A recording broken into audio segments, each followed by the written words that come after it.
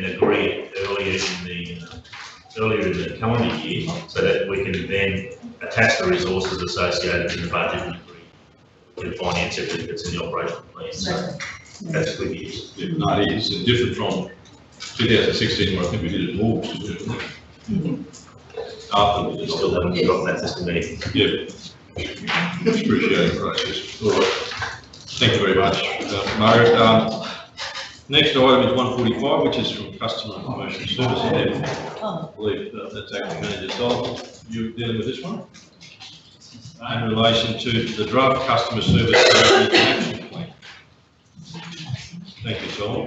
Good afternoon, councillors, mayors and staff. So, as we're all aware, our council have customer service as a critical delivery.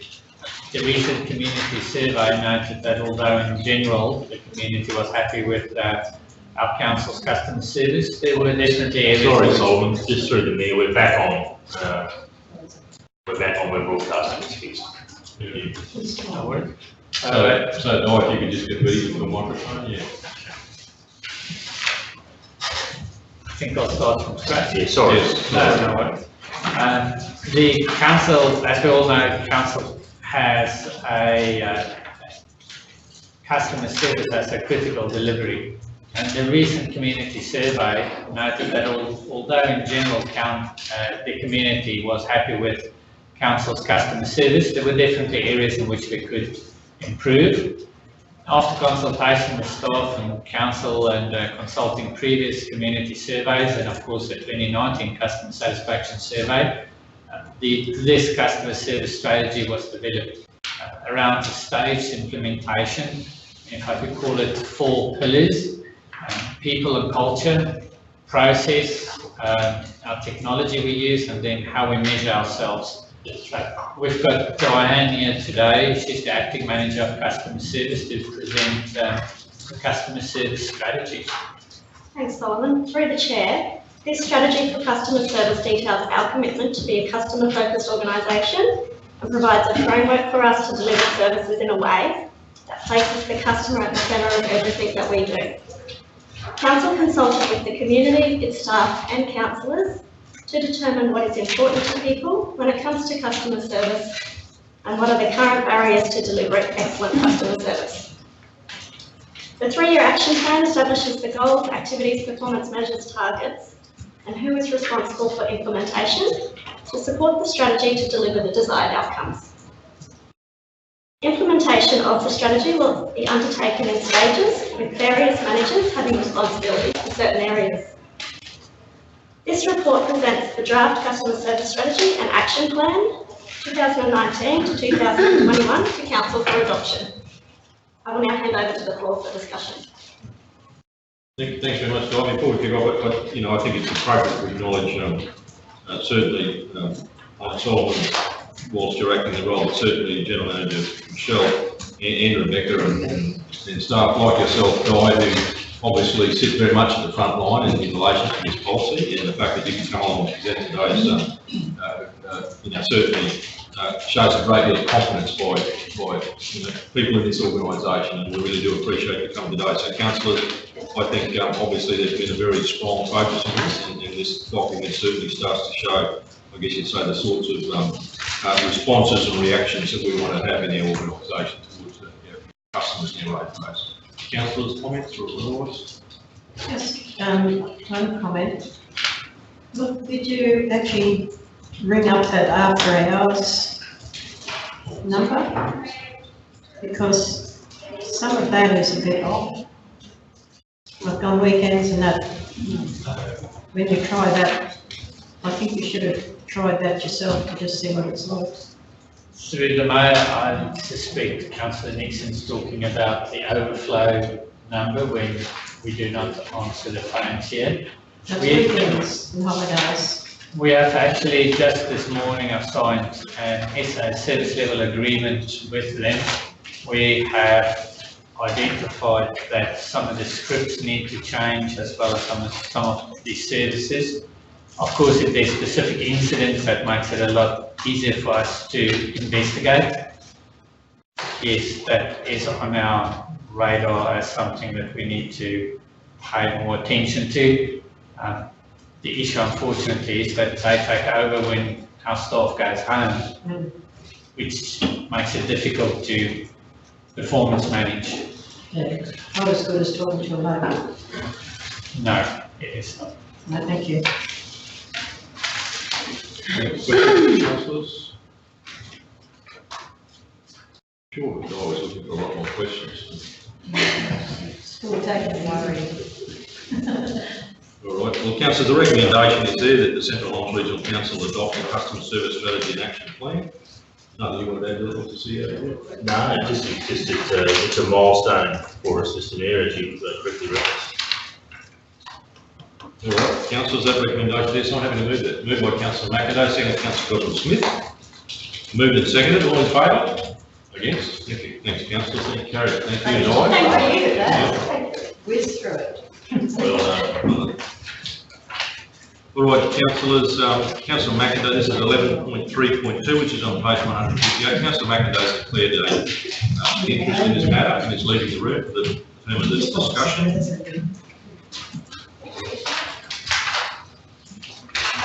All right, Solomon, if you could lead us away, please. Thanks, Mr. Mayor. I think I'll start off by recapping very shortly some of the history around this. So in February, Council heard of the technical issues regarding the cross runway, especially the graded portion next to the runway, not the actual asphalt runway. The problem was with that graded strip, and in addition to the issue was that we couldn't come to a business case or an income stream to actually pair with the work as in commercial services we'd like to do. At the time, GHD did design work, and they indicated that it may cost add over $400,000 to fix that. Council took the decommissioning decision after asking for more consultation. So that consultations happened. A number of councillors and the mayor was present at the consultation session. We've also had ongoing interactions with CASA, and that resulted in CASA confirming, basically in short, that they are not going to consider giving us any kind of leeway, no grandfathering, no safety cases. Basically, we have a choice: either we fix it or we close it. We have taken that feedback to a number of further forums, such as the advisory committee we mentioned there. Last week, the week before, we had the Airport Users Committee, the Safety Committee, amongst others. Now, I'd like to just point out that the recommendation on the agenda item we put in today was drafted in line with Council's earlier decision. We didn't at the time feel it appropriate to craft a recommendation on this agenda item that is in conflict with what Council instructed us to do earlier. I'm saying that to just highlight the point that this is the decision point, and if Council is free to choose another option, I guess. There's two decision options in the report we've discussed. If the decommissioning is confirmed, we've included a communication plan, operational plan, and we'll flesh those out and make sure that they are put in place and operationalised. If Council's decision is that through all these the consultations, we have now arrived at a place where we believe we should actually be fixing it, and there's a few things to remember there. The first one is budget allocation of around 408,000 as per the GHD engineering design, plus direction from Council as to where that budget should be allocated from. Council may remember earlier during the year we discussed the link between fees and products. Council should also just remember or remind itself, I guess, of the additional runway works that not now, but at some point in the future is going to be needed, possibly, on that cross runway. and that is part of the mix, I guess.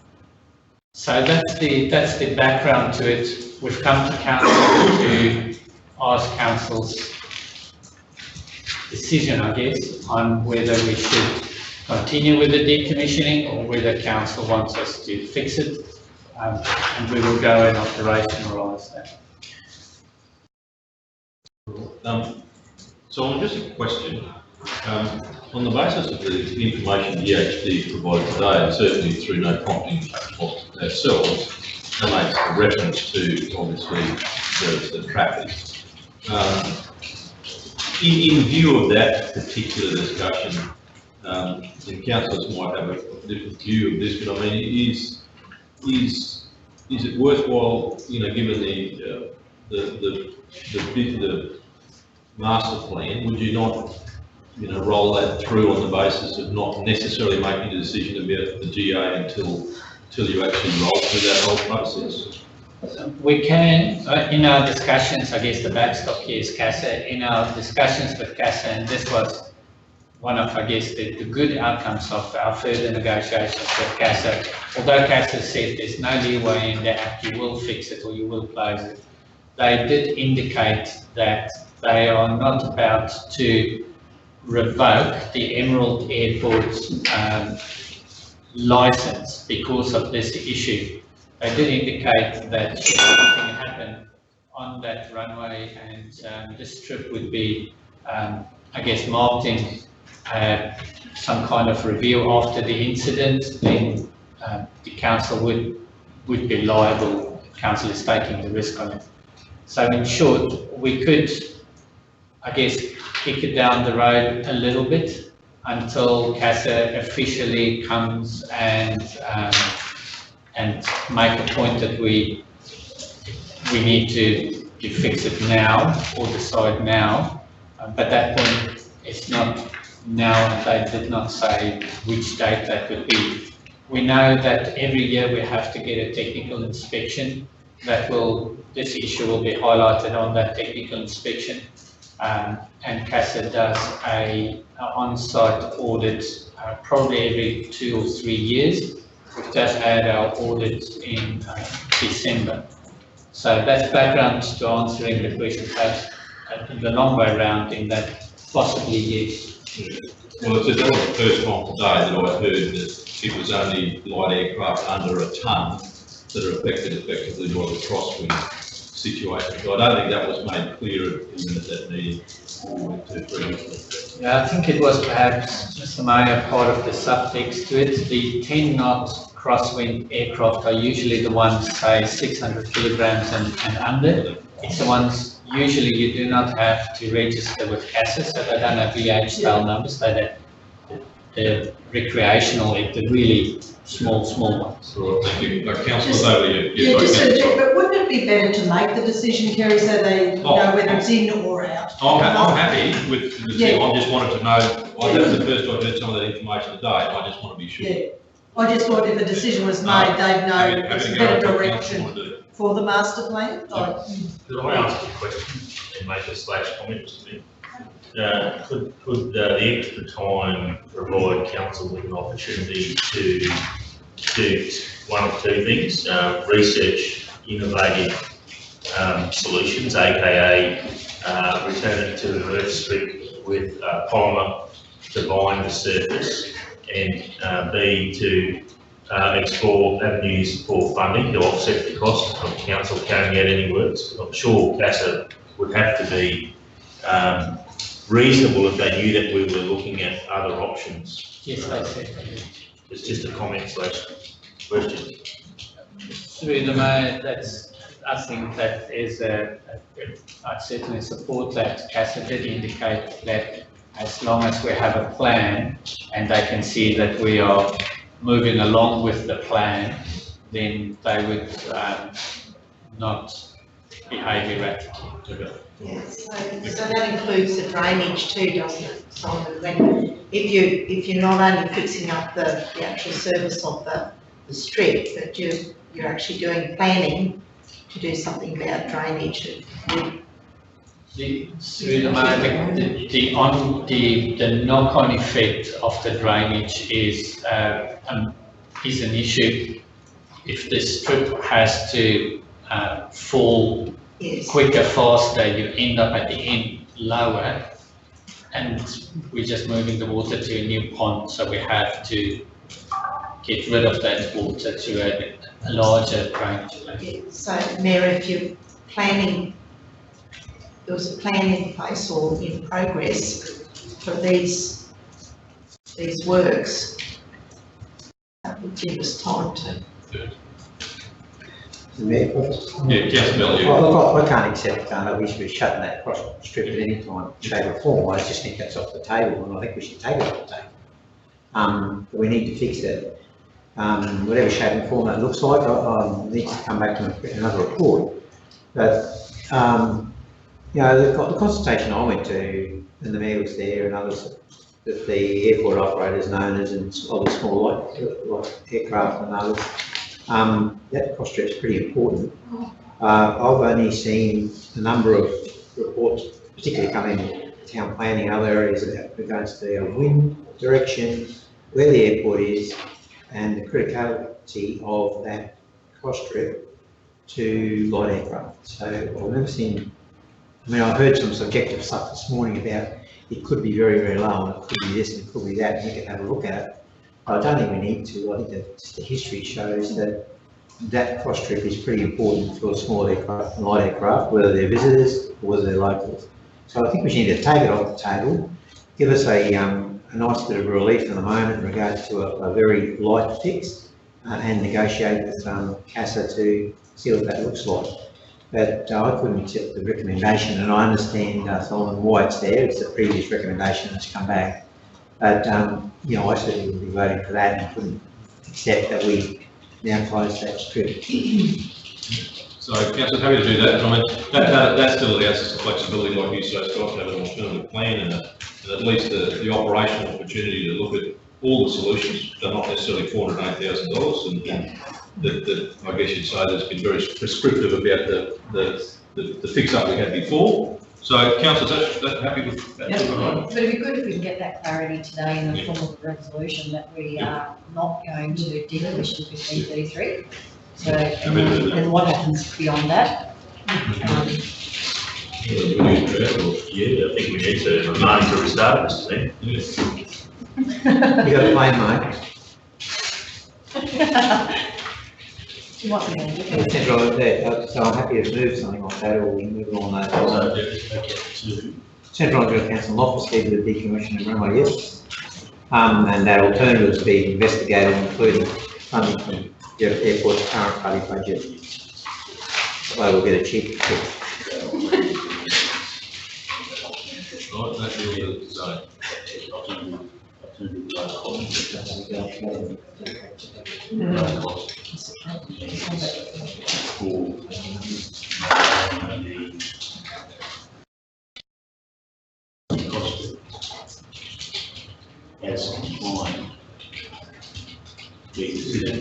not our best work, Mr. Mayor, but I think we're capturing the sentiment of the So it says that CHRC not proceed with the decommissioning of runway 15/33 at Newport Airport and further that alternative low-cost methods for maintaining the cross-strip as compliant be considered. Well, we can further that, we can extend that out to reference CASA if necessary, be guided by Solomon there, Mr. Mayor. Compliance cover then, I think so. Yeah. All right, councillor Bell, you happy to move that? Councillor Bell moved it, seconded by councillor Godwin Smith. Sorry? Councillor Bell, councillor Godwin Smith. All in favour? Against? Unanimous. Thank you, councillors. Unanimous, yes. If you get a chance of pointing it closer towards Councillor McIntyre's place, that's okay. He'd be fine with that. Yeah, we deserve that.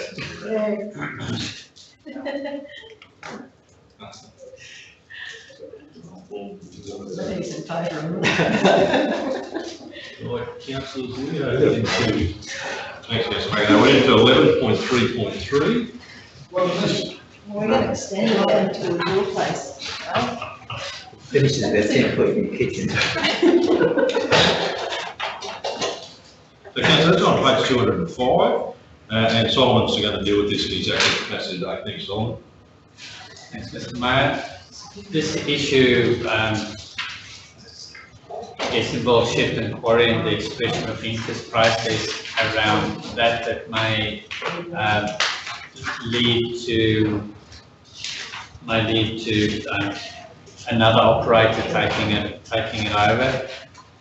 So we've reviewed the process internally end to end. So that is the expression of interest process that then led to the shortlist. The shortlist led to the RFP, the request for tender, and that process, respondents came back, they made submissions, and we have those submissions. So in our normal process, before we come to council, approach council, asking to endorse actually a preferred provider or a successful respondent, we have reviewed that process internally end to end, and we identified areas that we'd like to call of unnecessary risk if the current process were to actually proceed and lead to a successful tenderer being appointed.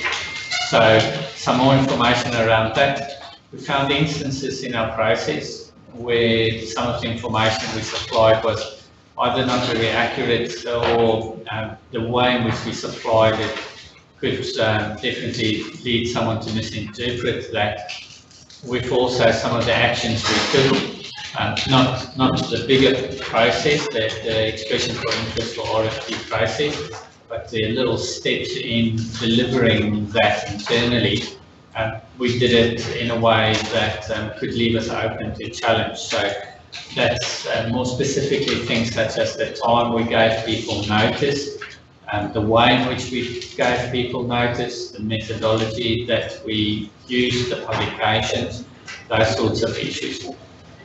Together, although it might sound like small items, together we feel that when you have enough of them, that it might be appropriate that we go towards the tender currently as an outcome of a process that could be challenged.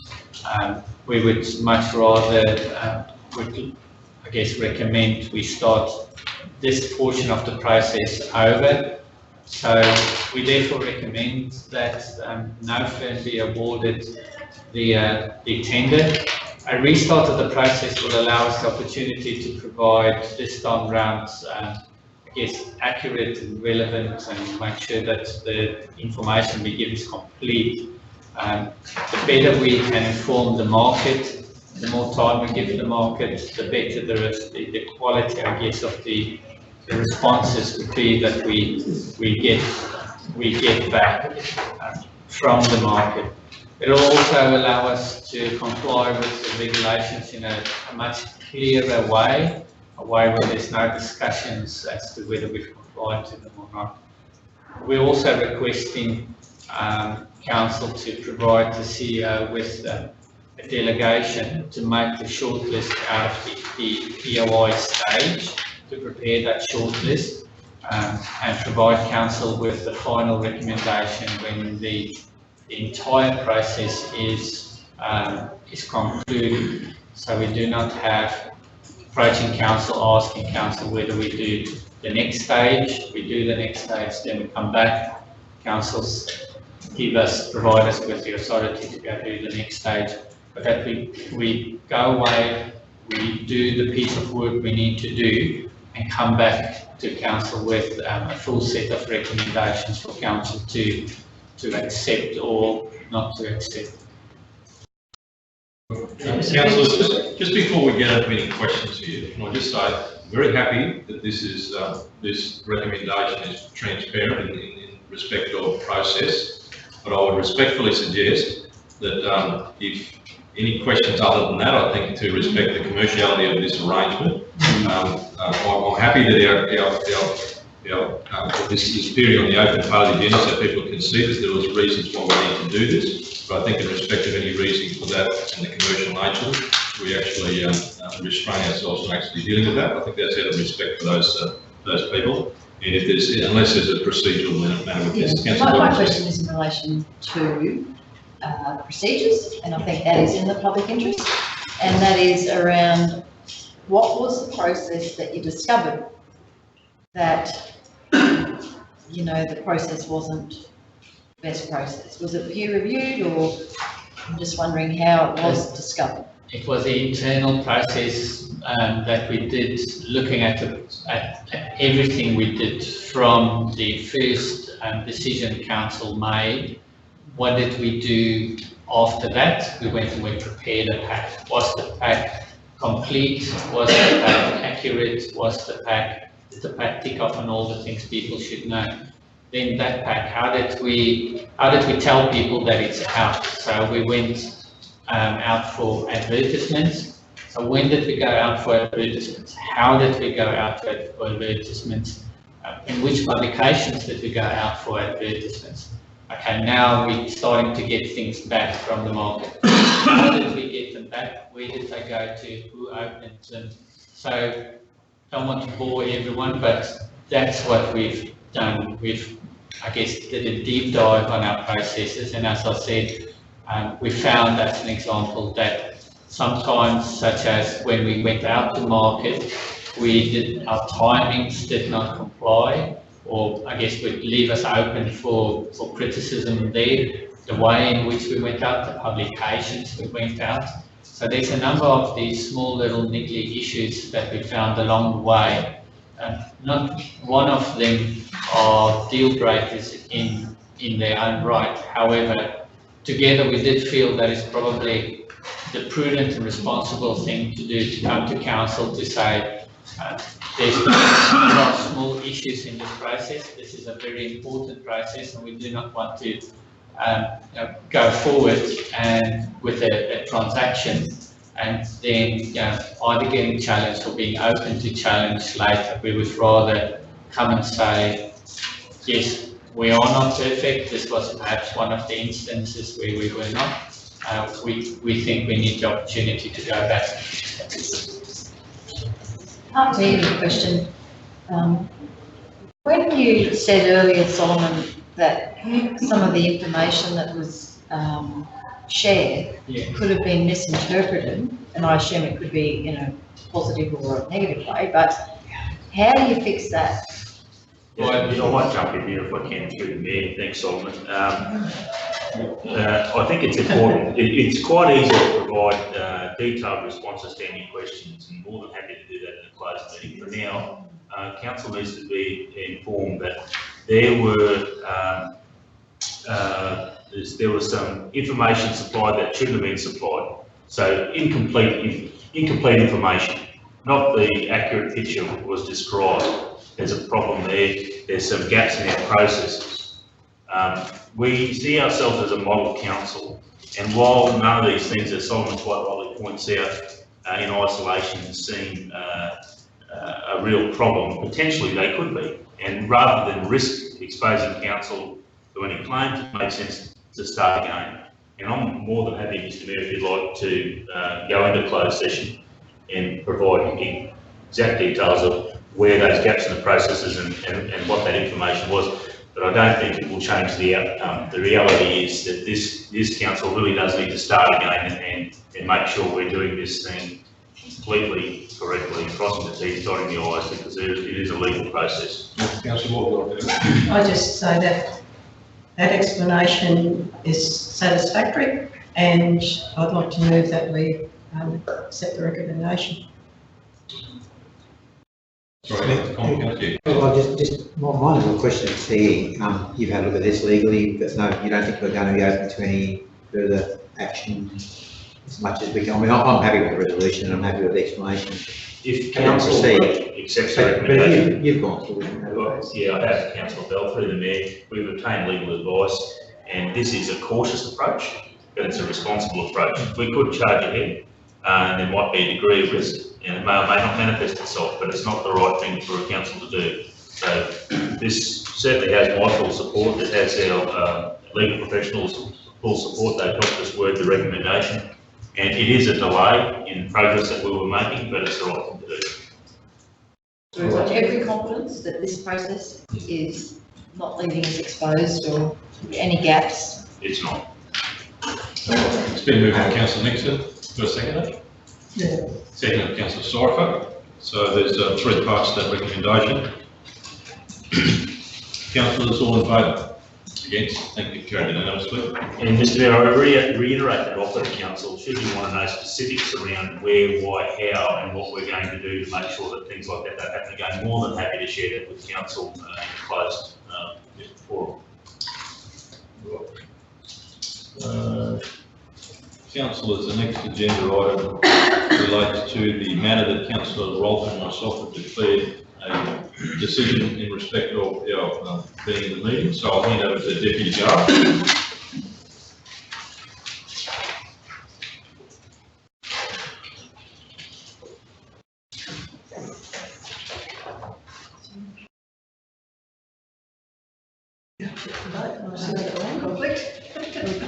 All right, councillors. 11.5 CHDC report is before us, but in relation to the declarations that both the Mayor and Councillor Rolfe have made in relation to this particular agenda item, over to you, councillors, in terms of how we handle this particular conflict, in the room or out of the room. Simple as that, really. I don't think there's a conflict, to be quite honest. They're board directors. We appointed them. Yep. Everyone else I feel don't the same? think they were. Yep. All right, so, Mr CEO, have you got a motion? Yes. Yeah. So it's obvious that councillors are happy for those 2 councillors to stay in the room, so if we've got the resolution there drafted. Yep, someone want to move? Councillor Brimelcombe, second, Councillor Cypher, all in favour? Carried.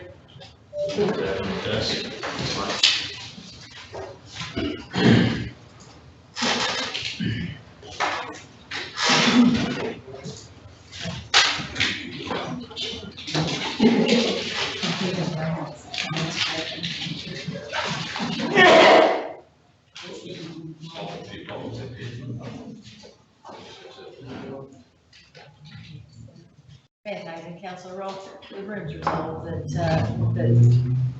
you're eligible to stay in the room and participate in this discussion and take a vote. There you go. Thank you, councillors.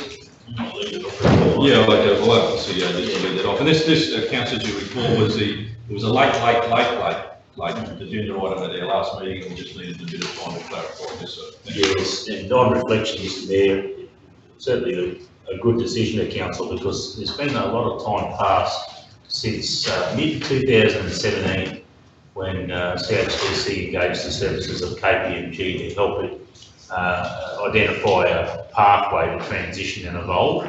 So around November 2017, council might recall a presentation, well actually it was early 2018, it was November 2017 that the board was presented with a presentation from KPMG outlining a number of recommendations to be considered in order to achieve the expanded role of CHDC in the evolving of the company. And council considered that report early 2018. I was on annual leave at the time, and I guess the gap between early 2018 to the last meeting has been quite considerable. So it's obviously prudent for council to want more time to contemplate these changes. So I do think that there's a role for the General Manager from Central Highlands Development Corporation, if the Mayor permits, to add value to this report. But first, I'd just like to say that to achieve the recommendations that the board wish to achieve for the company, which commence on page 232, the KPMG presentation starts on page 220. But to achieve those recommendations, and it's important to note that the research done undertaken by KPMG in determining those recommendations included looking at what others do, namely Townsville City Council, Diversified Mackay Leadership Alliance, the Greater Whitsunday Alliance, Toowoomba Enterprise, Council Enterprise Limited, and also TISBE or Toowoomba and Surat Basin Enterprises. It undertook that research, came up with these recommendations that helped guide the board on where it wanted, how it wanted to evolve the company. That was presented to council early 2018. None of those seem to be achieved without constitutional amendments.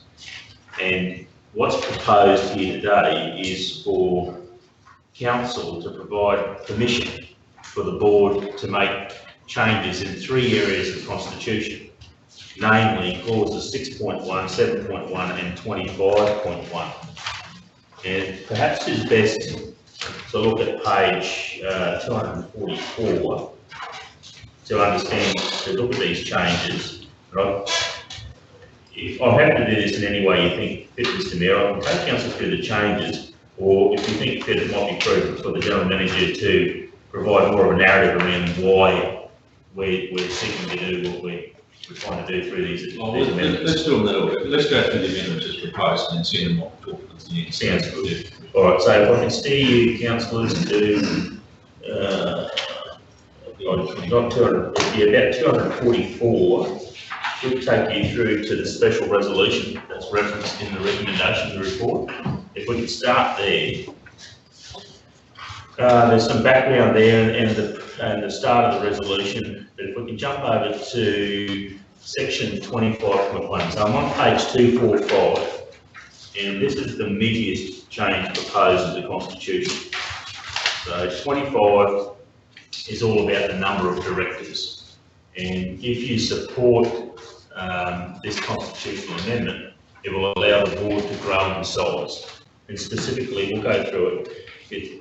This would make changes completely to clause 25.1 in the Constitution, and basically what you're seeing at the top of page 245. So it would now say that subject to clause 25.2, the board shall consist of at least 3 directors, 2 of whom must ordinarily reside in Australia, but not more than the following number of directors determined as follows. If there is 1 local government member, the maximum number of directors is 7, of which up to 3 directors are councillors of the local government member, which includes the mayor of the local government member, the chief executive officer of that local government member, and up to 3 directors who are persons who have skills, experience or knowledge in industry, commerce or tourism. And if there is more than 1 local government member, the maximum number of directors is the aggregate of up to 2 directors of each local government member, being the mayor and CEO of each local government member, up to 3 directors who are persons who have skills, experience or knowledge in industry, commerce or tourism. That's the biggest change, expanding the membership and the number of directors on council's company. The second change is to clause 6.1, and 6.1 is all about the objects of the company. Why does it exist?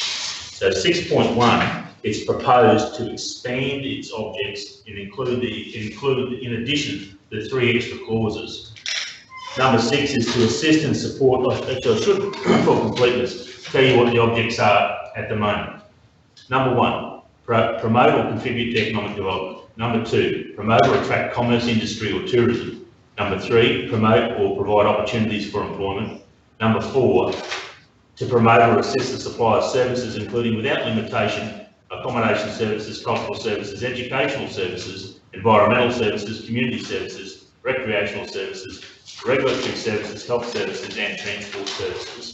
Number 5, to support the exercise of the jurisdiction of local government by local government members, and it ends there. And what's proposed here is to add these following objects. So number 6, new object, to assist and support the economic and commercial development and activities of members and businesses within the local government area of local government members. Number 7, to undertake research and development activities in line with the economic master plan. And number 8, to undertake commercial activities to generate funding for the achievement of the objects listed in clauses, and it references those right through 1 to 7. The next change is very minor. 7.1, there is a problem with, it says in the current constitution, has the power to do alt things. It should say all things. So that's change number 3. And then change number 4 proposed to the same clause, 7.1 and 7, and section 7 is all about the powers of the company. So what's proposed here is to add to the powers of CHDC in the following way. So I will, for completeness, read you what the powers of CHDC are at present, and then we'll go through what the proposed addition is. At the moment, its powers are to, solely for the purposes of carrying out the objects and subject to the Act of this clause 7, the company has the power to do all things, that's if we make that change, otherwise it's all things, as are indicated or conducive to the attainment of the objects, and for such purposes to exercise the rights, powers and privileges conferred by section 124 of the Act. It then says 7.2, and we'll take you to the change in a minute. 7.2 is the company must not subscribe to or support with its funds or amalgamate with any association or organisation which does not prohibit the distribution of its income and property among its members to an extent at least as great as that imposed on the company under this constitution. And the final power, 7.3, in case the company shall take or hold any property which may be subject to any trusts, the company shall only deal with such property in such manner as is allowed by law, having regard to such trusts. As you can appreciate, hearing those powers, it places some limitations on the company. So what's suggested is that at the end of 7.1, there would be a comma inserted, and the following would be added. The following clauses would be added after the comma, and I'll read that. Including without limiting the generality of the foregoing. A, to carry on and to discontinue any trade or business in the local government area of any local government member, either solely or jointly with any person, and to enter into any partnership or arrangement for sharing profits, cooperation, joint venture, or otherwise with any person, and in particular, to provide services to members or businesses within the local government areas of the local government members, including advisory services, pre-planning lodgement advice, shared services, bookkeeping, marketing, business planning and project management advice, and liaison with council where appropriate to assist private individuals, businesses and developers to prepare development applications and progress such applications to council, to provide advice to members or businesses within the local government areas of local government members on new commercial ventures, to assist businesses, developers and local government members to prepare applications for grants, to develop and operate or assist and support the development and operation of a business enterprise centre, to act as an incubator for entrepreneurs and small businesses and as a hot desk facility. B, to purchase, take on lease, hire or license, subscribe for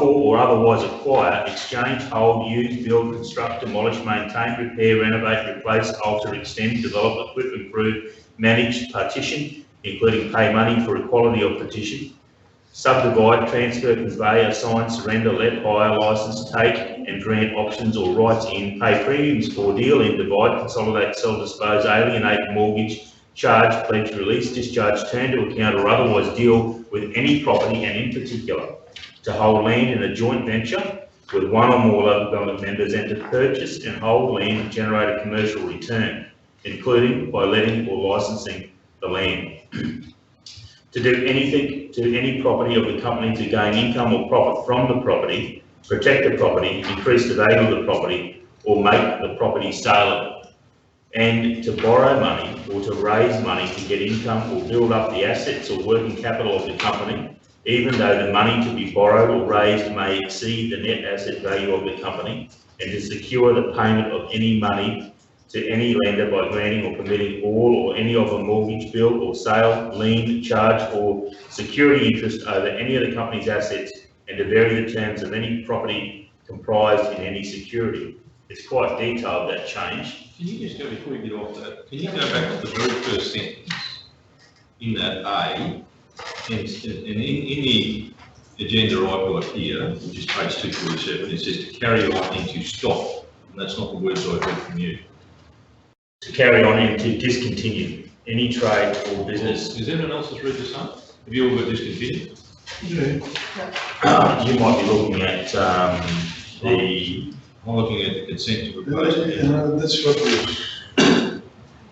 carry on all. Page 2 245 is on. Well, 247. on this page here, it says to carry on into stock. Okay, so the net is a couple of pages ahead, and that's the, that should be a mirror version of what I've just read to you. So let's take a look on page 247, it's not. So that is an issue that we'll address, if council supports this, we'd address that at the board meeting with CHDC. Are you referring, sorry Mr Mayor, are you referring to part 4 there, You know, it's on page 245? page 245 is actually a copy of the special resolution under the page of their agenda, and then the consent here is actually different. It says to carry on into stock, which is the same wording, it's the same effect, but I just wonder why that's different. And to discontinue the road. Yeah. And the special, the importance of what we would be supporting here would be what's in the special resolution as per the recommendation. So it's to carry on and to discontinue. No, the special resolution says stop, so we would use that language. Can I add now, Mr Mayor, through you, that at present, making the changes as recommended to council is allowable. I'd also add that we don't know what the state government will do in future when it comes to local government controlled entities. I know this sounds like a crack record, but the most extreme decision that could be made would be for the state government to say that local governments are not allowed to have local government controlled entities. And that would be full support of the CCC Operation Belcara recommendations. It's not envisaged that they will do that. It's envisaged that the changes that will be considered by state government later in the calendar year will be along the lines of whether or not a councillor is able to be a member of the local government controlled entity. Our legal advice suggests that the government may make a decision along the lines that no councillor is allowed to be a member of the local government entity. They also advise that there'll probably be a tightening up of the procurement arrangements of the local government entity in line with those contained in our local government legislation, and a number of other changes. But none of us know. We don't have a crystal ball. We have to wait and see what the state government does, and then of course we have to respect that change in law and retrofit that to whatever it is that we're doing now or what we're about to do. I just wanted to add that in.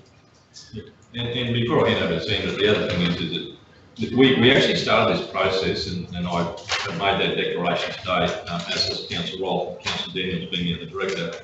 We actually started this process off, which was actually initiated on to actually, I think, improve the performance of CHDC before the legislation became an issue as well. So it was very timely and probably just good fortune more than good luck rather than good management. But the reality was there was good management in the first place. We were looking at this. You know, I guess that was, it started to run concurrently. So in fact, the proposed changes would, without knowing the full result and extent of what the state government do propose, it was heading in that direction about creating that, I guess it's independence. Can I just add on to that, Mr Mayor, for you, before the General Manager addresses council? I have got verbal advice from King & Company solicitors, and they will put this in writing, and it was expected that they would have done it before today's meeting. But the advice that council will soon receive will be along the lines that council needs to ready itself for the legislative changes, whatever they may be, by distancing itself from its local government entity. And you'll see that take place in a few different forms. And without labelling on any of these, you may not see Sandra sit at the table here again at a general council meeting.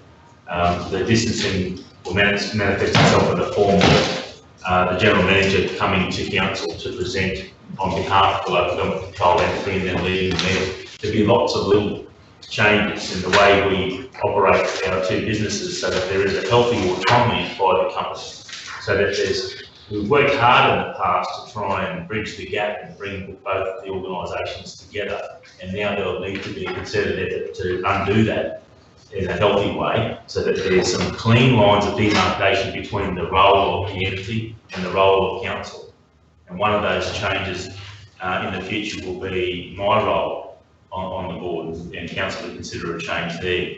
So there's a number of things that will happen regardless of the outcome today, and you will receive that advice. As soon as I've got it in writing, I'll distribute that to councillors. So to add value to what the Mayor's comments are, creating this autonomy and this distance is the right thing to do under the current environment, until we know what the changes are, and that may even be more so. Why change until we find out? Only going to go through and have a whole legal implication again, and 3 months' time we'll know exactly what's happening. I guess a mitigating factor could be, think of a hypothetical scenario, you agree to these changes, there's 3 new directors come onto the board, the state government makes a decision that says no councillors allowed on the entity. Council would then carry out some risk mitigation, I suppose, by having people sitting on that board with some knowledge to continue. Council might decide to not support its company as well. It's hard to know, but none of us know what those changes will be. But I don't think it's productive for us to hold back and not move forward until state government make a move. Did with a few other things where you're leaving them over until the next term of council. Well, I guess from my perspective, and certainly, as I say, it's hard to avoid,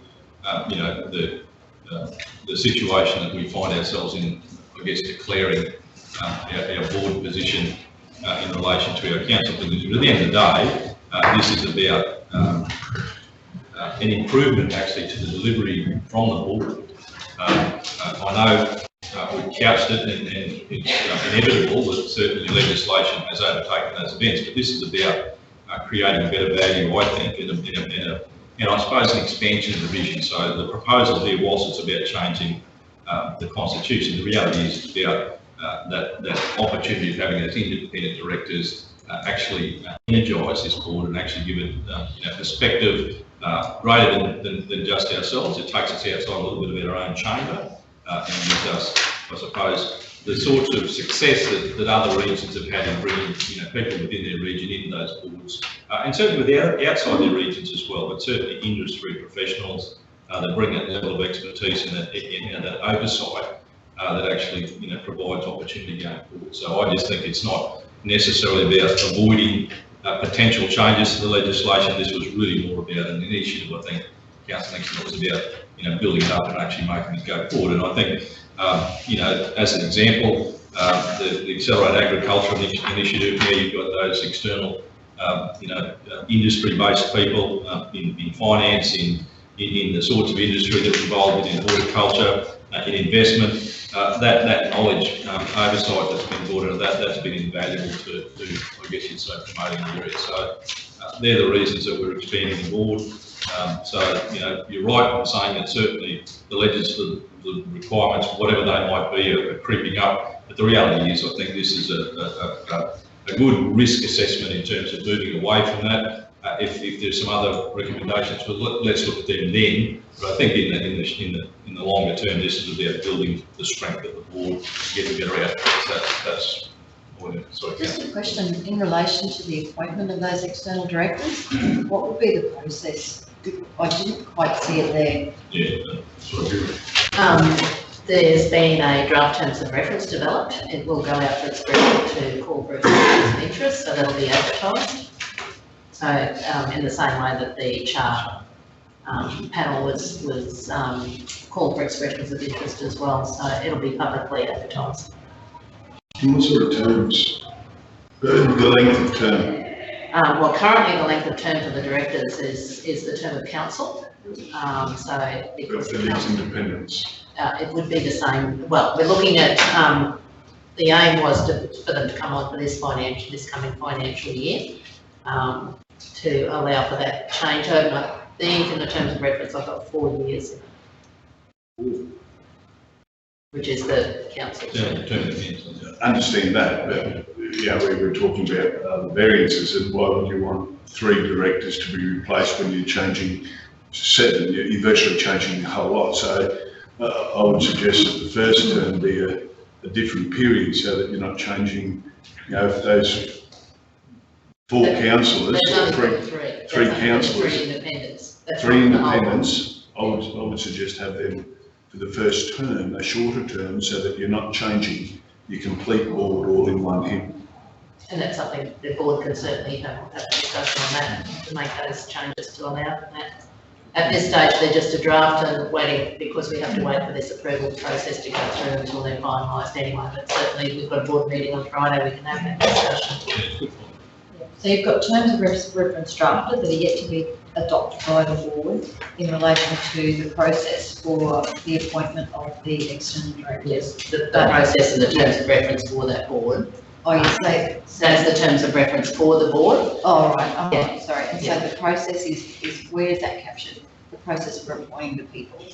Well, the terms of reference it'll be advertised, but it hasn't been started because we can't do anything until this happens. No, but but usually it would be within the constitution, wouldn't it, the process? Or Well, the constitution has to be approved. The changes to the constitution have to be approved, and then it will be an advertised process. Yeah, but all I'm saying is I didn't see within the changes anything about the process. And my point being, I guess, is that I think it needs to be Process captured already. somewhere and to give people confidence that this is not, this is an open and transparent way in which we're seeking appointment to the board.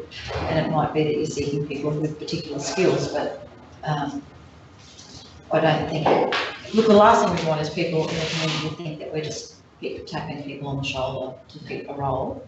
And I think if it's captured within the constitution somewhere, then that is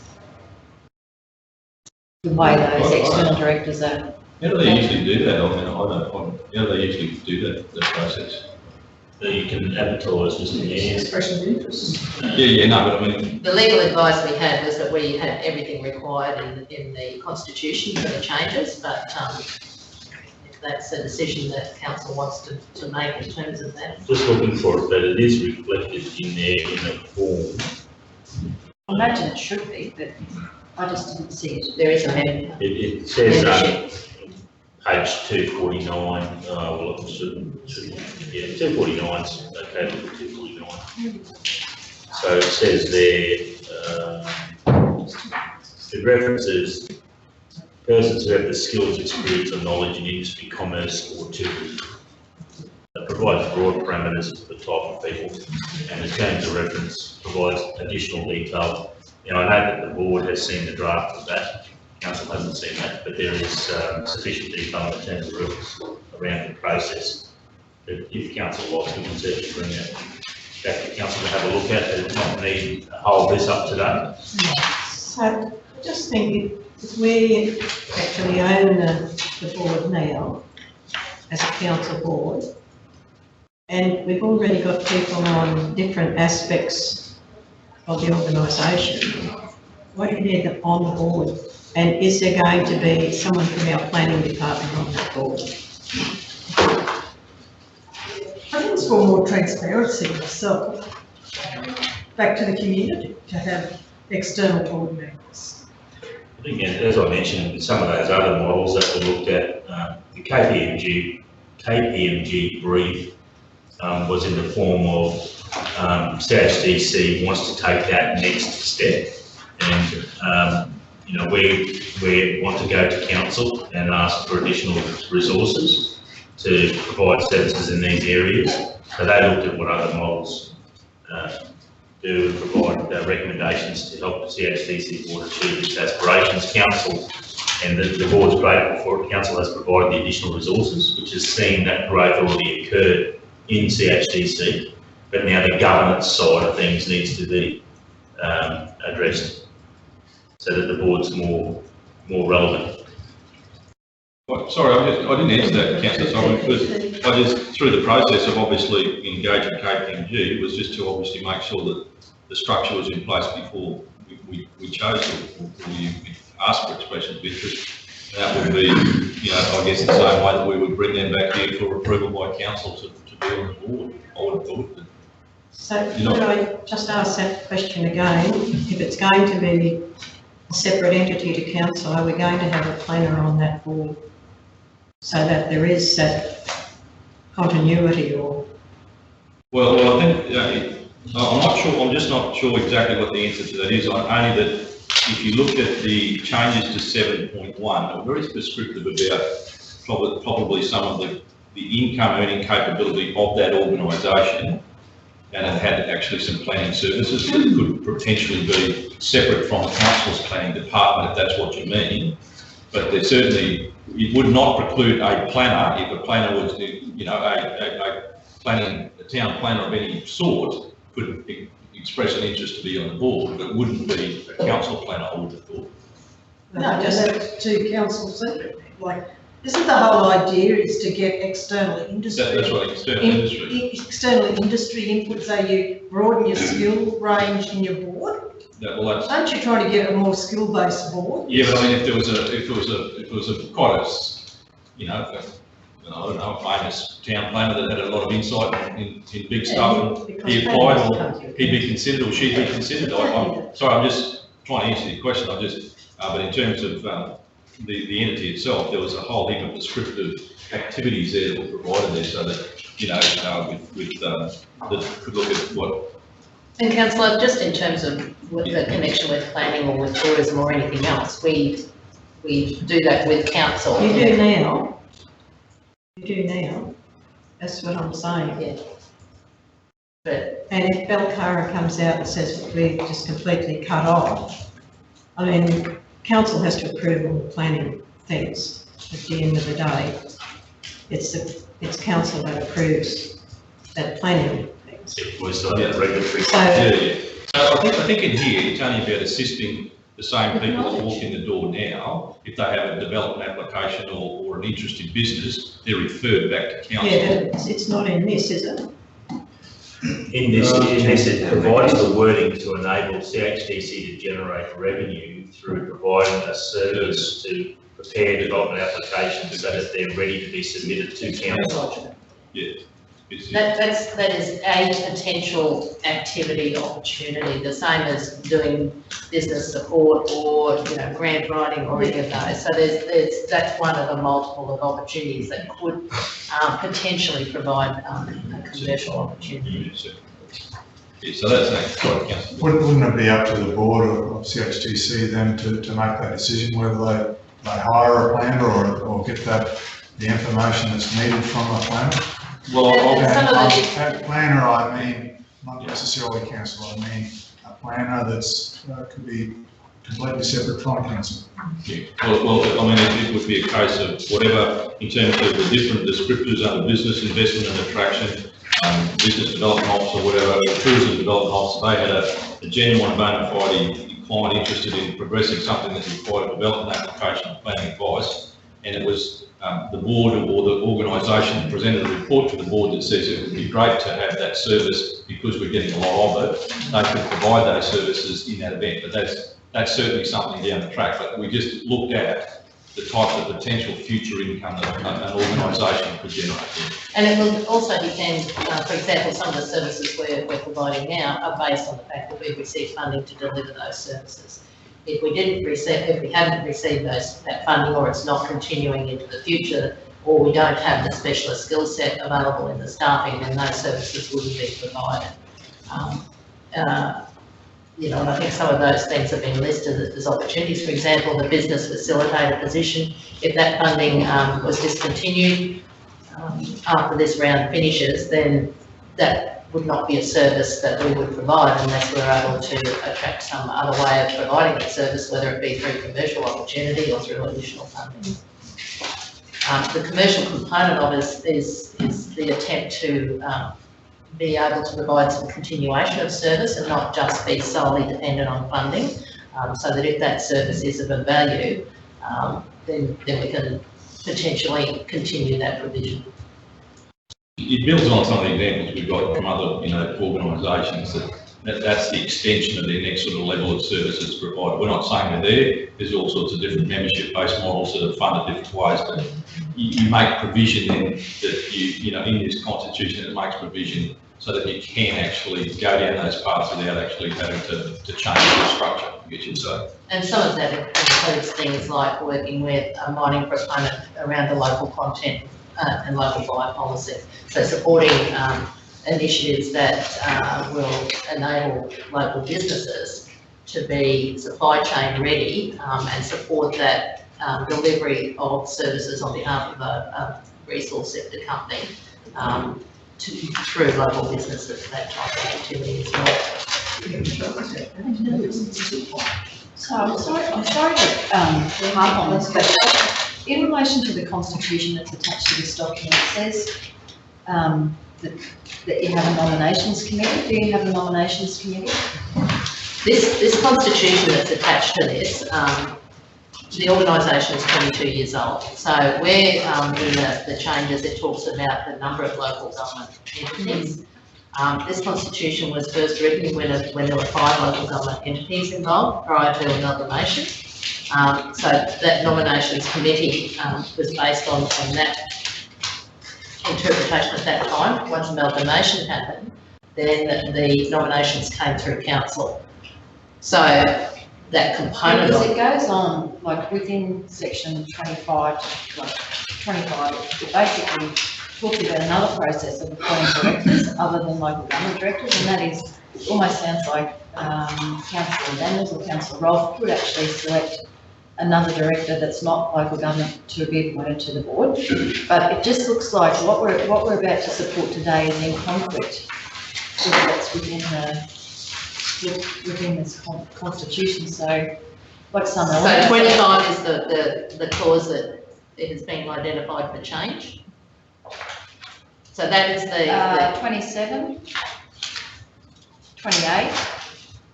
I'm just saying from 25 to so 28. it's, no, each local government member, and that was 5 local government authorities, that each local government member is not a councillor, is So not my point being though, that's, like, it looks like it's antiquated, like, are you refreshing that as well? Not yet, but you raise a good point, and the brief to KPMG was to make the constitutional amendments necessary to facilitate the change.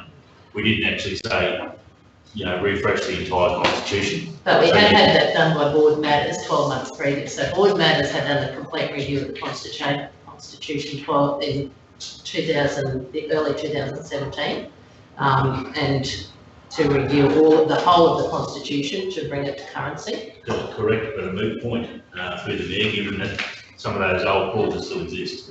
So it's a valid point. Well, I just So think- council may choose What we're proposing today in terms of constitutional change is in conflict to your current constitution. There are elements that don't sit with what you're proposing today. So I would suggest, which makes me a little bit uncomfortable, because we're approving something that doesn't fit neatly within your current constitution. Around membership and directors. That's not a deal breaker, council. There's provisions within that constitution which wouldn't make sense to rely upon if the council agreed to the changes proposed today.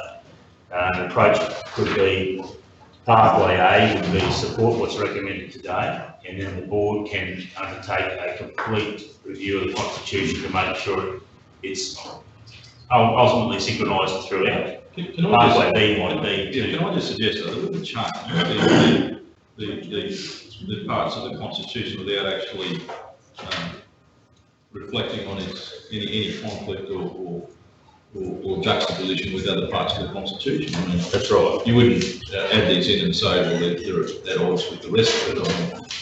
I mean, this has had 3 reviews now. And legal, couple of legal. I think in terms of what you're talking about with the local government members, it's the interpretation of what a local government member is. The intent of this constitution is the local government member is Central Highlands Regional Council, not councillors. Yes. Yes, I get that, but I still, in my quick read of that then, Sandra, and what you're proposing today, it is not synchronising to me. This constitution, and you've just said it in your own a number of times already, that this is old, and but it's not old really. Because it's No, I didn't say, I said the organisation is 22 years old. That's right, but The you're saying constitution that this is evolving. relates to the old 5 shires. Well, I don't think it does actually. I just read it again then, council, and through you, Mr Mayor, if you have a look at what Deputy Mayor's bringing attention to, the nominations committee specifically, That's clause 31 in the current constitution. If you read that through, I think it's just as relevant today as it was when it was created. Because what this is, if anything, what's at odds with this is the fact that the board has gone off and drafted a terms of reference for how it recruits the 3 new directors. But if you read clause 31, you can see that that's actually paves a better way forward for Well, I making was asked decisions. if you have it, you don't have a nominations committee. No, we've actually, if anything, we've probably neglected to look at that clause, and we've created a draft terms of reference. I'm not So- saying I'm not uncomfortable with that, I'm just saying I've never heard that you had one, and obviously you don't have No, one. but- Well, it says here the board must establish a nominations committee, so in the event that you were. That's what it should. Well, the board. But I think that's Which goes part, back that's to part the of this question around, process. well, what's your process? And that's part of the process. The nominations committee became redundant on amalgamation, I guess. Because the nominations came from council, it wasn't a committee of 5 different council representatives. Because council went through that nomination process just after the election phase. But with this change to the constitution, if it's approved, then it becomes valid again as a process that can be used for it. That's right. So in terms of then that nomination So what committee, about the terms of reference you just spoke about? Well, they're a draft. We'd have to They're retrofit that to They're a this. draft, probably people would have a draft done up ready to. Yeah, so, but it's just curious, because it just sounds like that we're talking about this on the run, a nominations committee. When I asked about the it's process not on the for run, appointment, it's been it was developed. talked about, the terms of reference would be the process, but in this document, it talks about a nominations committee being the process. The terms of reference is a process for the new, for the new directors, independent directors. So the terms of reference, same as any terms of reference that any board or panel or committee has, is about how that those independent directors operate within the board. But I think the point we're missing as directors through the mayor, Sandra, is that the terms of reference should be correlate neatly with provisions of the nominations committee. And we probably haven't joined those dots, but based on the suggestion here today, we would do that. You would do that as a matter of course. We're at a point where we're not at that point. We're just establishing a change to allow us to use those mechanisms that are in.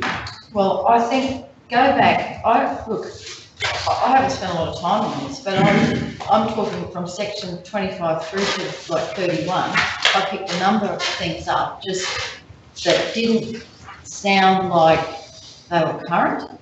And in the context of what we're proposing in terms of constitutional amendments today, I'm not even on the board, but I'm just picking up that perhaps the constitution is not as fresh and current as it needs to be to, I would have thought that it would have been done all together so that everything sits quite succinctly.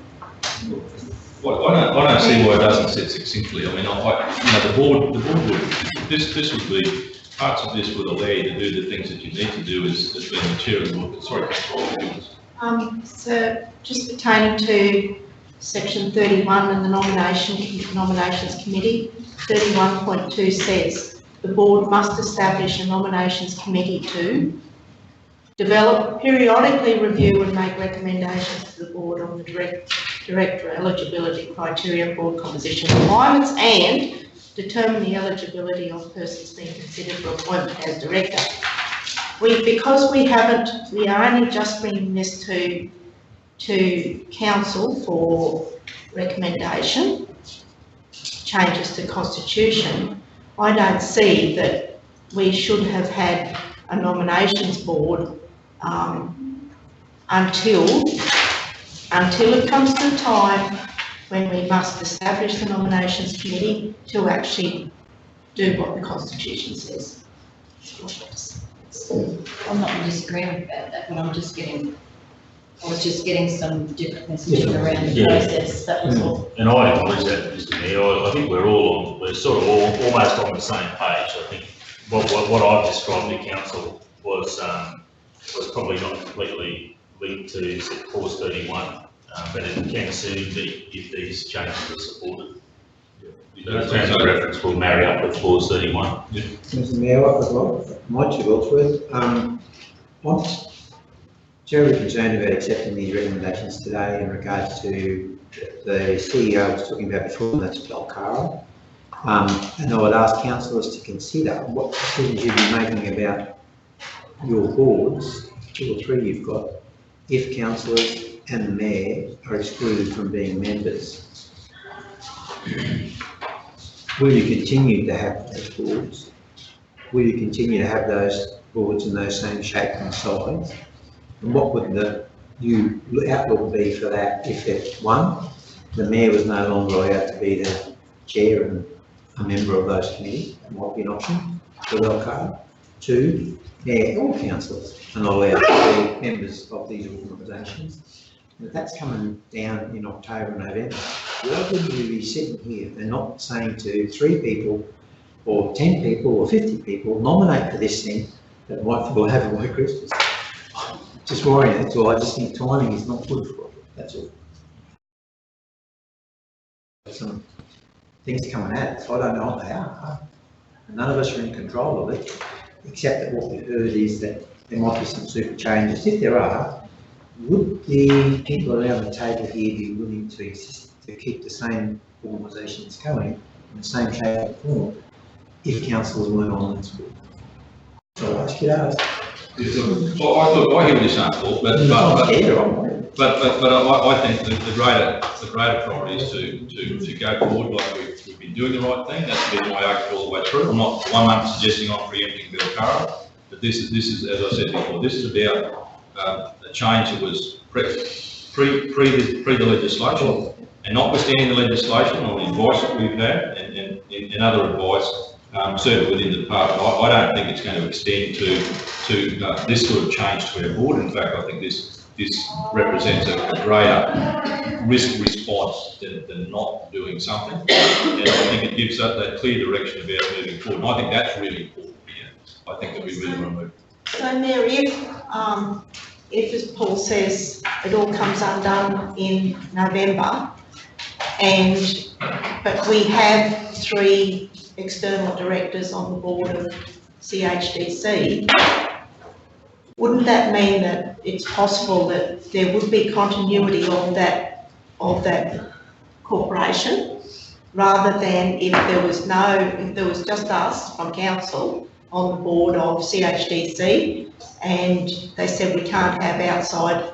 So all I'm saying is that external directors who have been if they're on the board for a couple of months or 3 months and it comes unstuck, council has to pull out of it, there's an opportunity for the Central Highlands Development Corporation to actually continue as a independent body. That's an important question.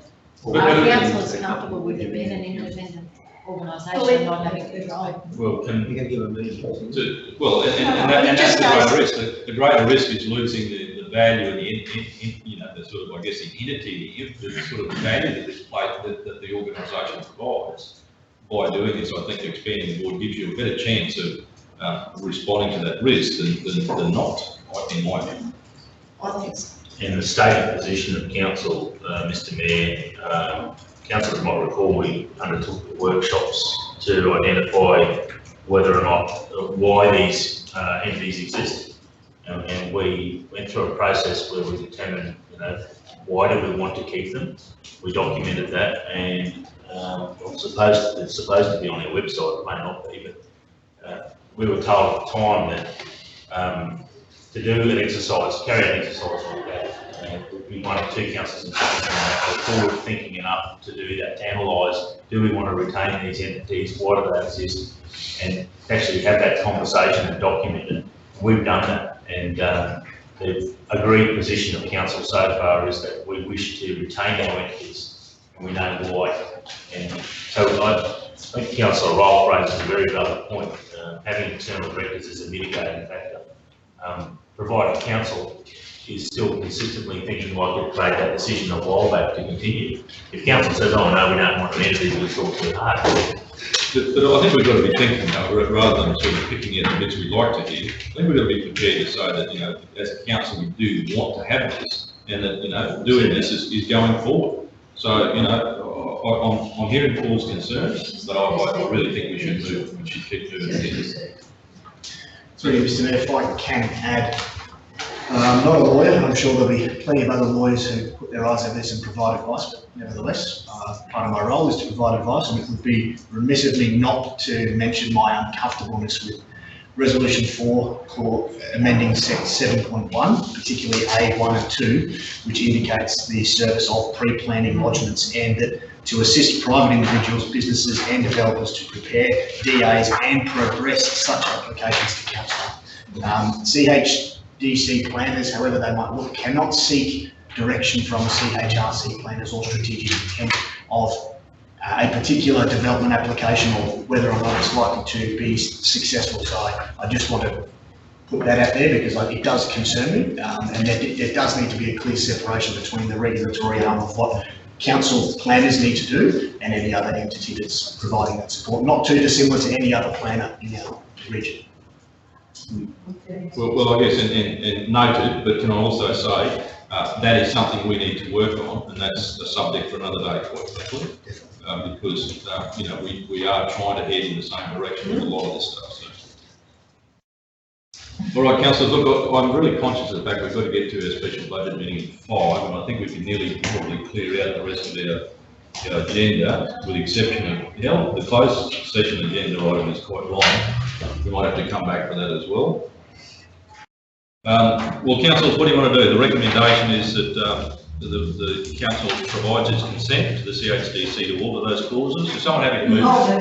Moved by councillor Cypher, seconded councillor Brimblecombe. All in favour? Against? So that's 4-4. So I'm voting for it, obviously. So, Mr. CEO, where the direction is, I have a customer, do I want to do or not? So I'll be voting for those changes. Thank you. So it'll be 5-4 recorded. Carry on the same with the mayor's casting vote. Right. Well, councillors, the next report is actually the CQ ROC, Rules of Association. You want to lead that off? Oh, hang on, sorry, councillor. I've jumped ahead there. No, you're right. It is the ROC.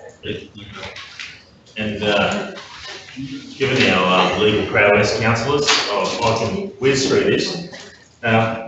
The recommendation that's been drafted by Acting CEO Rod Ferguson is very sound, and I certainly commend it to council. As you know, very recently, the Rockhampton City Council made a decision to withdraw from the CQ ROC, and that certainly compromised the group in terms of numbers. And under the draft constitution that councils have been asked to consider, it talks about members, and the conflict is whether or not a council is a member or are members, aka a mayor and deputy mayor members. If it's the latter, we can overcome the restraints within the draft legal instrument. If it's the former, we can't. We're in a difficult position. So what Acting CEO Mr. Ferguson has done, in consultation with myself, he communicated with the Secretariat on the 21st of June and advised our position is that we can't support it in its present form because there's a number of anomalies. He's outlined those in the communication, and he's suggested that the Secretariat really needs to obtain some legal advice to move this forward. And the Secretariat has agreed, and that matter will be considered at the Billa meeting on Thursday this week. So the recommendation is, council, that CHRC receive the draft CQ ROC Rules of Association and agree in principle to the establishment of a legal entity for the CQ ROC, but not agree to the proposed incorporation/rules of association as currently presented, and seek advice from the Secretariat as to other options available to create a legal framework for the group. I think we need to pass something along these lines. It means we're still interested in advancing the group without Rockhampton, but it's not locking us into what's been initially proposed. The other important factor to note is that the CQ ROC will be working on a model to create a super ROC, which would be referred to as the Central Queensland Alliance of Councils, and that it would have additional membership. And it may be, depending on the outcomes of those negotiations, that it's not necessary to address the rules of association for the CQ ROC if it's determined to move down the lines of the bigger organisation. There's a few unknowns here, and they'll be fleshed out on Thursday, Bill Wheeler. But for now, council, happy to answer any questions, and I certainly encourage you to support this recommendation. Right. Just No, a question, yes, how Councillor broad is the circular alliance going to be? At this stage, it will include the councils of Mackay, Whitsunday, and Isaac. That's the three. So it's really merging with Mackay? It's bringing two rocks together. Yeah. And possibly the North Burnett Regional Council. But we're not 100% certain about that just yet. So it's really a merger of the Central Queensland ones to date? Yes, and I should say that Mayor Councillor Margaret Strelo indicated quite clearly on ABC Radio last week that they are very keen to be part of the greater entity. So we still might be looking at 10 councils strong in the CQ Alliance. Providing you've got the right voting. Exactly, that's it. You heard the same piece. All right. So, councillor, any questions on that? Well, I guess it's under the issue. All good? All right. So, someone happy to move that recommendation? Moved by councillor Roll, second by councillor Brindlecombe. All in favour? Against? Thank you. Thank you. Right, councillors. Close session. Oh, sorry. If I can, I'll be brief. Councillors, can I draw your attention to page 289? The report's headed up Central Highlands Development Corporation 2019 Paddock Report Tour. This tour, which has been very successful previously, it's resulted in a number of success stories for businesses in the region, as well as our logistics, freight logistics networks. It's going to be held this year from the 1st to the 4th of July inclusive. My recommendation is for council to be represented on this event. There is interest from a number of councillors, and it's just important that, well, I guess I should mention that Councillor Roll will be attending in her capacity as the Director of Central Highlands Development Corporation, and I think there's interest from 3 councillors to attend this event. So I'm happy to hand over to you, Mr. Nick. Yep, so councillors, that is a tour that obviously goes to Townsville, to Mackay and to Gladstone, and then down to Brisbane. Unfortunately, that's where the charter aircraft actually originates from, so you'll be starting and heading back to there. Last year, myself and Councillor Gordon Smith attended, and obviously a number of Central Queensland producers are extended not only from Central Highlands, but certainly from Isaac's region, along with a lot of logistics personnel as well. They've paid their way along. It was facilitated at each of those ports by the respective port authorities and by local branches of DAP, who actually brought some of their producers and some of the interested people along. All I can suggest is, and Councillor Goldsmith might add to it, incredibly informative. It resulted in certainly a Central Highlands producer achieving a fantastic outcome with containerising some of his mung beans into the Gladstone, Port of Gladstone, that otherwise would not have happened. So it's been very successful in that respect. It's created a fantastic relationship between the ports and certainly consolidates that discussion about supply chains. It's probably added a lot of oomph to advocacy, to a lot of things that we do, and I would recommend it to councillors. Councillors that might be interested in that. I'm certainly interested in that. Councillor Brindlecombe. Councillor McIntyre. Yeah, I'll just wait and see. No use of 17 of us going, but. Well, Mr Mayor, the question should be, what are the spaces, because it is a charter plane? Yeah, no, I think there are plenty of spaces. We've got a larger plane this time, so That's there is some space available, yeah. So Councillor McIntyre, Councillor Brindlecombe. Just. All right. Someone happy to move that we endorse Councillor Brindlecombe, Councillor McIntyre? Yes, I'll vote that. Councillor Slosh has moved, seconded. Councillor Godwin Smith, all in favour? Against? Thank you. Yeah. You are dutifully sent to the courts of Queensland. Don't drag. Yep. All right, thank you. So, the monthly financial report, page 298. I think I can safely assume that our General Manager of Corporate Services, Margaret Gatt, will lead us through this. Thank you. Oh, sorry, and Julie and Helen are here as well. Thank you, Mr Mayor. Councillors, this will be a quick report as we're about to move into the budget meeting at 5 o'clock. Monthly finance report for May is presented to you. Operating activities generally in accordance with forecasts, so there have continued to be delays at the time of writing the report on the Yamala Inland Port project with recoverable and private works, but it's expected as of today that these works will be completed in accordance with the budget by the end of the financial year. Capital Works delivery continues to show minor variances against the original forecast cash flows, and managers have expressed confidence that the works will be substantially completed within the budget year. Just quickly before I hand over to Julie and Helen to take us through some of the detail. The statement of comprehensive income shows an operating deficit of approximately 1 million as at the end of May, and this compares to the actual operating deficit of 3.9. The year-to-date operating revenue has a variance of about 1.9 million below budget, and the year-to-date operating expenditure before interest and depreciation is below budget by approximately 4 million. But I'll just hand over to Julie now and she can take us through some of the details. Thanks, Julie. Thank you, Mark. Through the chair, through the councillors, just to recap on what Mark has said. Julie, you might have to just pull that or turn it on. One or the other voice. Is it on? Continuing if kids. It's green.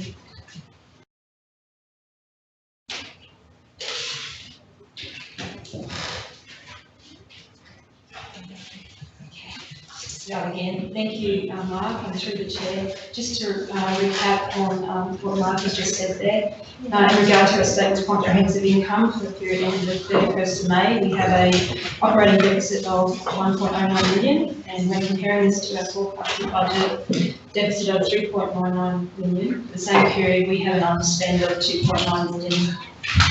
Our operating revenue streams are 1.1 million below budget, and we are 3.96 million below budget for our operating expenditure before interest and depreciation. Operating activities are, as Mark suggested before, are generally in accordance with forecasts, though there have been some delays in recoverable and private works, and there continues to be delays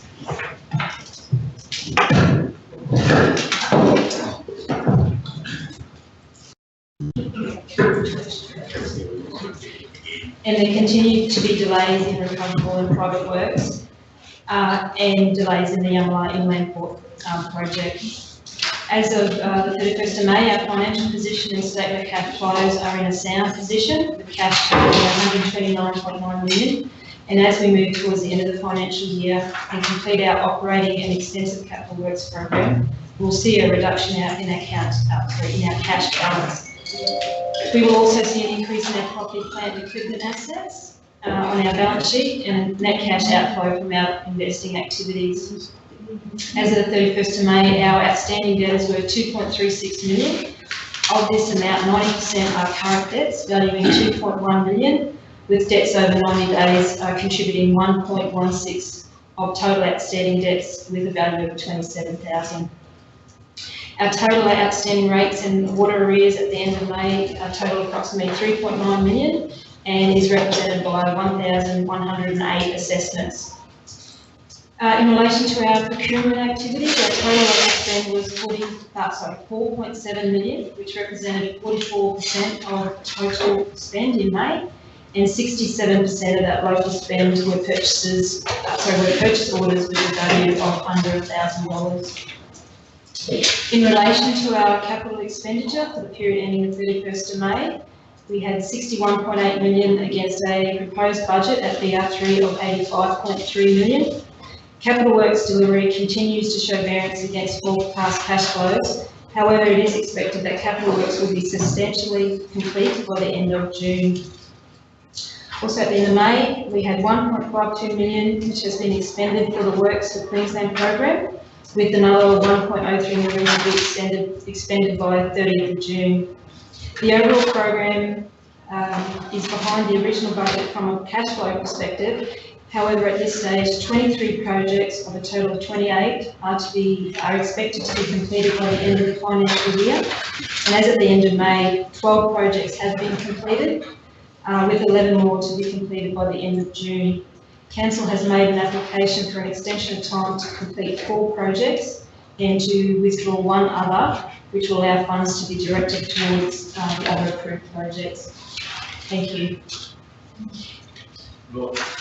Questions?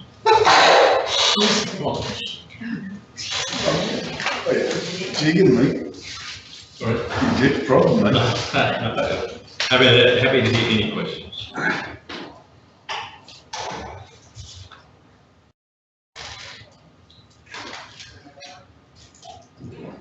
Excellent job. You're very convincing, Julie.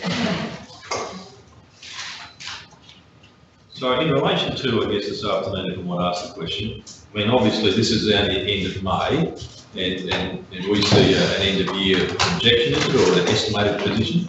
That's coming up, yeah. So obviously still, you know, it's, and perhaps I might be saying this on behalf of Councillor McAdoo, but the reality is, I mean, in terms of capital works, that's obviously not even our budget review 3 position that we hopefully might get to. We, management have indicated that we should substantially meet. Mr Mayor, we've got 3 days to go, and it does appear that these projects are going to be not completed on the timeframes directly mentioned here, but in the one that we're transferring over and to what extension of other projects is a question I have. Which one, I know which one we're cancelling, which very well. Which one are we actually adding to? If I can, Is the generator here, for example, yep? So the one that's got cancelled was the rural addressing project, so this wasn't mature enough to, the stage 1 has just been completed, and it wasn't mature enough to roll that out with stage 2. What we did was we transferred the majority of that funds to the Comet Ballard Street drainage project, which is will be finished by the end of next week, within the period of June. So there was one we went out to tender. End of next week or the end of June? Sorry, end of June. So in the next couple of weeks. Yes, correct.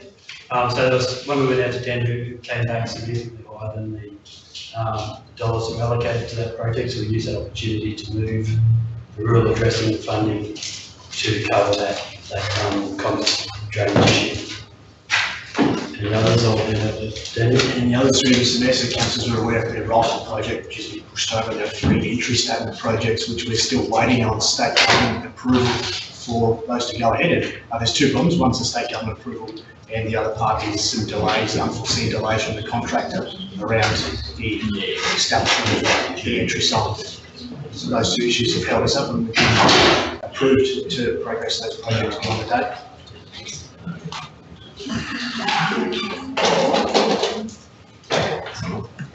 Councillors, other questions? All right,